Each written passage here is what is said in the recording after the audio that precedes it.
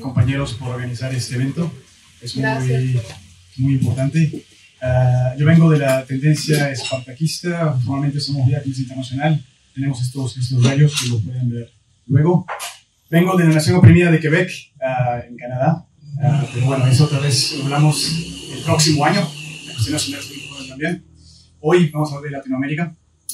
En América Latina, hoy es innegable que el viento sopla hacia la derecha, en muchos casos hacia la ultraderecha.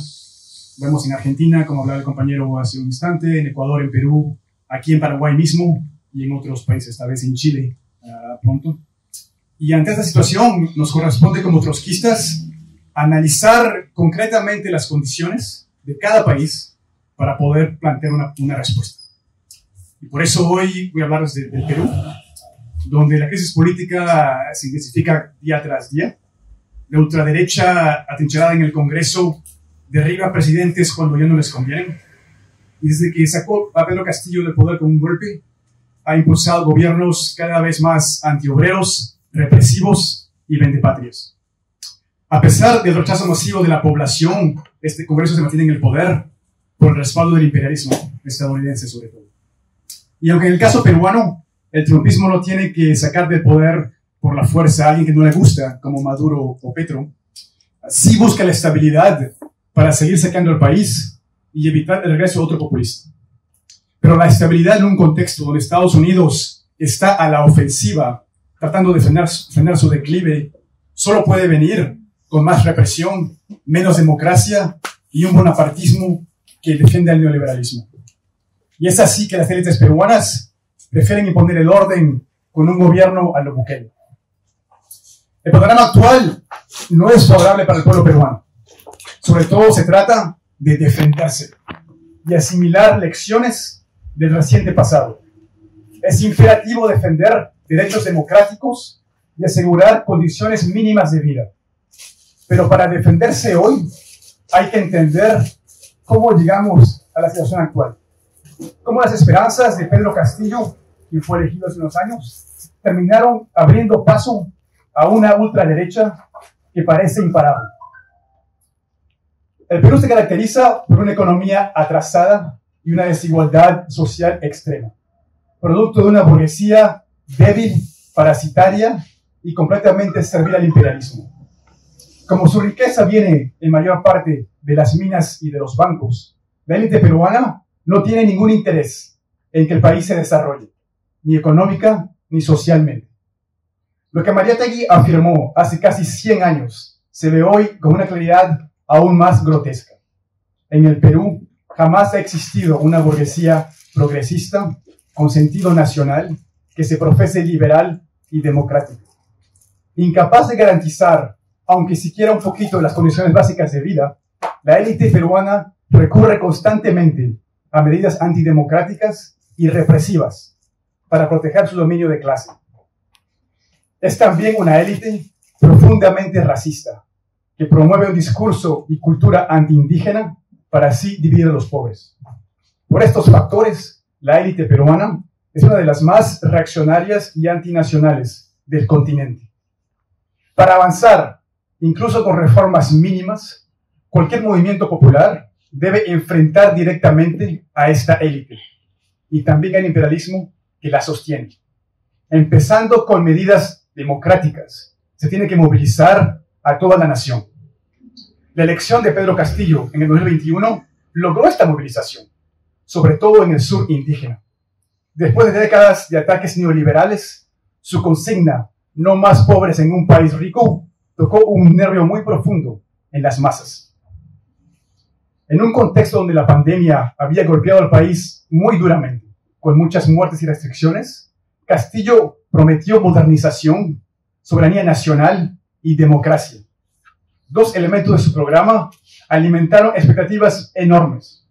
Uno, nacionalizar las riquezas naturales. Y dos, una asamblea constituyente. Como en tiempos coloniales, las masas ven oro, plata y cobre salir del país, mientras ellas viven todavía en un mar de miseria. Castillo proponía simplemente que la mayoría de esta riqueza se quede en el país para poder financiar el desarrollo. Y la constituyente representaba la posibilidad de barrer con este Congreso antidemocrático y corrupto y reemplazar la Constitución fujimorista del 93 que reforzó la subjugación imperialista. Amenazados por el despertar de las masas, la élite peruana también respondió y se movilizó rápidamente. Aprovechando su control de la televisión, de la prensa, lanzó una campaña muy fuerte para desprestigiar a Castillo, acusándolo de comunista, de terrorista, de campesino ignorante. Algunos dirigentes del fujimorismo inclusive llamaron abiertamente a que el ejército interviniera si Castillo llegaba al poder. Y una vez en el cargo, el Congreso trató de destituirlo 3 veces, de corrupción y de capacidad moral para gobernar. Y así fue que Castillo quedó aplastado entre 2 fuerzas opuestas. Por un lado, las masas obreras campesinas que se movilizaron con una gran sed de cambio, y por otro lado, una oligarquía racista y bonapartista que quería derrocarlo, no importa lo que lo haya puesto. Y sin un movimiento organizado y disciplinado detrás de él, Castillo retrocedió muy rápidamente en sus promesas, tratando de apaciguar la ira de las élites. Para tranquilizar al capital financiero y dejar claro que no iba a nacionalizar nada, Castillo puso como ministro de Economía a un tecnócrata moderado, quien aseguró que la economía seguiría de mercado, pero con políticas a favor de los pobres. Frente a la olla proimperialista, Castillo reiteró que no expropiaría a nadie y por el contrario invitaba a los extranjeros a venir al Perú, como lo hacían antes. Y cuando las masas comenzaron a perder la paciencia, también respondió con mano dura. En el 2022 había huelgas por el alza del precio de la gasolina y con la guerra en Ucrania subieron los precios de insumos agrícolas muy alto y los campesinos también se movilizaron, bloqueando carreteras. Frente a estas protestas, Castillo decretó un estado de emergencia y recurrió a la represión, terminó con 8 personas muertas y muchos heridos. Entonces la pregunta en ese momento era, viendo cómo Castillo traicionaba y la ofensiva de la ultraderecha, ¿cómo debía responder un partido trotskista? Lo primero era explicar que las contradicciones de Castillo lo llevaban y lo llevarían a claudicar inevitablemente. Es el problema fundamental del populismo. Aunque pueda movilizar a las masas, siempre intenta negociar con las élites y con el imperialismo. Puede desear sinceramente que el país se desarrolle, pero no consigue otra forma de hacerlo que a través del capital financiero internacional. El discurso de Castillo, aunque tímido, creó 2 sentimientos muy opuestos: esperanza para el pobre y la ira de la élite. Sin embargo, su estrategia se basó en apaciguar a esta élite, en vez de derrotarla. Contra una burguesía tan reaccionaria como la peruana, no se puede jugar suave. Retroceder ante ella solo sirve para envalentonarla y fortalecer su ofensiva. Para los peruanos, la realidad es muy clara. Nacionalizar las riquezas naturales de una constituyente no son negociables para el imperialismo. Cumplir lo que Castillo prometía requería una movilización independiente y fuerte de la clase obrera apoyada por el campesinado. La emancipación nacional solo vendrá a través de una lucha frontal contra esta élite, con el objetivo de que la riqueza sea del pueblo peruano bajo control obrero en servicio de la mayoría. En un Perú donde el Congreso gobierna de manera despótica, el clamor por más democracia también debe transformarse en una lucha contra las élites y el imperialismo. Para que la constituyente no termine, sin embargo, en un ejercicio de renovación democrática como pasó en Chile, la clase obrera debe verse como la dirigente del país. Es así que ella podrá ganar al campesinado de su lado y vencer las calumnias y represión de la ultraderecha que harán todo lo posible para que no se convoque esta constituyente. Al final, como bien sabemos, los trotskistas deben mostrar a las masas que más democracia no es suficiente. Lo que se requiere es un gobierno obrero y campesino basado en sus órganos de poder propios. Lo segundo que un partido trotskista debía hacer era emplear tácticas para ganar a la base de Castillo hacia una salida revolucionaria y evitar que obreros y campesinos cayeran en la desmoralización. Frente a las élites que querían tomar el poder por la fuerza y los momentos en que las masas empujaban, era necesario organizar un frente único antiimperialista, con todos los sectores que apoyaban a Castillo. Esa táctica del comité de Lenin y Trotsky debía mostrar que la estrategia de Castillo estaba impidiendo cumplir lo que él mismo había prometido y al mismo tiempo envalentonaba a la derecha. A través de estas luchas, de este frente, el objetivo era demostrar que solo una dirección comunista puede realizar lo que las masas necesitan. Y en lugar de esto, la izquierda peruana se subordinó a Castillo. Las direcciones sindicales del CGTP y del SUTEP, lo que queda del estalinismo en el Perú como Patria Roja, llamaron a votar por él. E incluso compañeros de la LITSI apoyaron a Castillo, a pesar de que ya había abandonado sus promesas. A través de su mandato y a lo largo de su mandato, su estrategia política se limitó a exigirle que cumpla sus promesas, pero sin desafiar la dependencia hacia Castillo. Por otro lado, los compañeros de la CESTE afiliados al PTS argentino actuaron correctamente al no darle ninguna confianza. Sin embargo, simplemente llamar a pelear contra el cumplimiento de las promesas no era suficiente. Simplemente llamar a más lucha no es suficiente. Las masas tenían aún muchas esperanzas en Castillo y no iban a romper eso simplemente con consignas. Y ahí el Frente Único como táctica es clave. Se necesitaba crear un polo antiimperialista dentro del movimiento que Castillo había despertado. Inclusive si esto requiere acuerdos temporales con grupos o partidos populistas, para demostrar en la práctica, y no solamente en palabras, que Castillo era un obstáculo. Al final, esta dependencia de Castillo terminó desarmando al movimiento obrero y campesino cuando la ultraderecha reaccionó con mucha fuerza.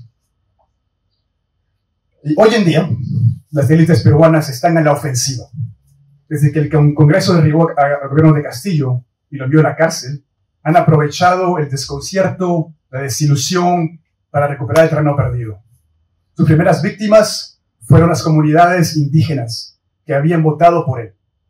En el 23 se produjeron grandes movilizaciones exigiendo la libertad de Castillo y por cerrar el Congreso. El gobierno de Boluarte solo pudo contenerlas con una represión muy salvaje que dejó a más de 50 muertos. El Congreso sigue colocando títeres en la presidencia y actúa con una impunidad increíble. Se duplican el sueldo, pasan leyes para protegerse de la justicia y profundizan ataques antiobreros y antidemocráticos. Sus reformas buscan que la población trabaje más por menos y ponen estados de emergencia que permiten detenciones arbitrarias y aumentan la represión. En medio de un deterioro económico generalizado, el crimen se ha vuelto cotidiano. Extorsiones, asesinatos de transportistas se multiplican, especialmente en los barrios populares. Subirse a un bus puede costar tu vida. Y este miedo lleva a muchos a pedir un gobierno que imponga el orden. ¿No? Así el espectro de un Bukele peruano se vuelve más y más real. Aunque un nuevo actor ha entrado en la actividad, en la carrera política, la juventud, o la llamada generación Z. Como en varias semicolonias, los jóvenes peruanos ven que no tienen futuro. Su primera gran movilización fue contra una reforma de pensiones que los habría empobrecido más. Desde entonces hay marchas casi mensualmente contra el Congreso, que es visto como responsable de la delincuencia, la violencia y la falta de perspectivas. Ante todos estos problemas, ¿qué hace la dirección del movimiento? Bueno, sí llaman a marchas, ¿no? Con la presión de las bases, pero estas son impotentes. Exigen al gobierno una estrategia clara y frontal contra el sicariato, la extorsión y las mafias. Pero ellos saben muy bien que la mafia más grande es el Congreso. Su esperanza es ahora encontrar a otro populista. Como apoyaron a Castillo hace unos años, ahora buscan un bloque de izquierda, democrático y progresista, que levante la consigna Gran Unidad para el Gran Cambio. Pero el problema es que esta estrategia de colaboración con un gobierno progresista no traerá el cambio. Lo más que puede dar es otro gobierno populista de izquierda que nuevamente va a defraudar a las masas y dará paso a otro gobierno de derecha. O sea, más de lo mismo. Entonces, ¿cómo nos defendemos hoy de la ultraderecha? La tarea de un partido trotskista es unificar las luchas defensivas bajo la dirección de la clase obrera. Como en los días del golpe contra Castillo, nuestra propuesta hoy es un frente único antiimperialista. Es necesario defender los derechos democráticos y luchar por preservar empleos para evitar caer aún más en la miseria. En la práctica, debemos convencer a la clase obrera de que es inútil esperar otro Castillo y que la única salida es movilizarse independientemente. Es urgente agrupar las luchas defensivas porque actualmente están muy dispersas. Para que la lucha de los jóvenes contra el Congreso sea efectiva, debe apuntar también contra el imperialismo. Así se vayan todos los congresistas, el imperialismo sigue siendo el amo verdadero del país. Para que tenga una oportunidad de éxito, la juventud debe voltearse hacia la clase obrera, que es la única capaz de enfrentar al imperialismo. La lucha contra el crimen es una lucha muy vital, defensiva, para los trabajadores y también toda la ciudadanía. Pero la clase obrera solo puede protegerse a sí misma. En lugar de perder el tiempo pidiendo que el gobierno nos proteja, se necesita organizar comités de defensa obreros y juveniles de inmediato. Eso es lo que la dirección sindical debería hacer. Si seguimos confiando en el gobierno, aumentarán los cadáveres. En un ambiente de miseria y corrupción, el crimen solo puede aumentar. Por eso los sindicatos deben también defender a la población de ataques neoliberales que aumentan la pobreza, la desesperación y por ende la criminalidad. Si la clase obrera no juega un rol central en esta lucha, las masas aceptarán un régimen autoritario que barrerá no solamente con el crimen, pero con toda la izquierda peruana. Pero como expliqué antes, para hacerle frente a la élite del imperialismo, es necesario movilizar a la nación. Y aquí tocamos un gran problema de la izquierda peruana: su incapacidad de conectar las luchas urbanas con las luchas explosivas del campo. Se tiene que movilizar la energía y la cólera de las comunidades indígenas, quienes pagaron con sangre su defensa de Castillo. Y una manera de hacerlo es que el movimiento obrero tome la dirección de la lucha por justicia, por los asesinados y sus familias. Finalmente, parte de la ofensiva de la élite peruana es eliminar cualquier oposición al neoliberalismo, encarcelando a populistas que podrían ser candidatos en las próximas elecciones. Para hacer esto, cuenta con un arsenal de leyes antiterroristas. Su última víctima es el congresista Guillermo Bermejo, sentenciado a 15 años de cárcel por sus supuestos lazos con Sendero Luminoso hace casi 20 años. De igual manera, las élites no perdonan que el populismo haya intentado cerrar el Congreso. Pedro Castillo podría estar en la cárcel más de 30 años y Betsy Chávez, quien fuera su primera ministra, tuvo que refugiarse en la Embajada de México, sabiendo que también iba a ser encarcelada. La clase obrera debe movilizarse para derogar las leyes antiterroristas, exigir la libertad de Castillo y Bermejo y proteger a Betsy Chávez. Para concluir, la coyuntura actual en el Perú, y no solamente en el Perú, en América Latina, requiere unificar las luchas defensivas frente a las embestidas neoliberales bonapartistas que son apoyadas por el imperialismo. Y esto solo es posible a través de un frente único antiimperialista contra la ultraderecha, en el que la clase obrera asuma la dirección de lucha por más democracia, soberanía nacional y por defender condiciones básicas de vida de todo el pueblo. El rol de los trotskistas es exponer la incapacidad del populismo para lograr la liberación nacional y social. Solo así podremos crear en el Perú un partido bolchevique y convencer a obreros y campesinos que son ellos quienes deben dirigir al país. Gracias. Gracias.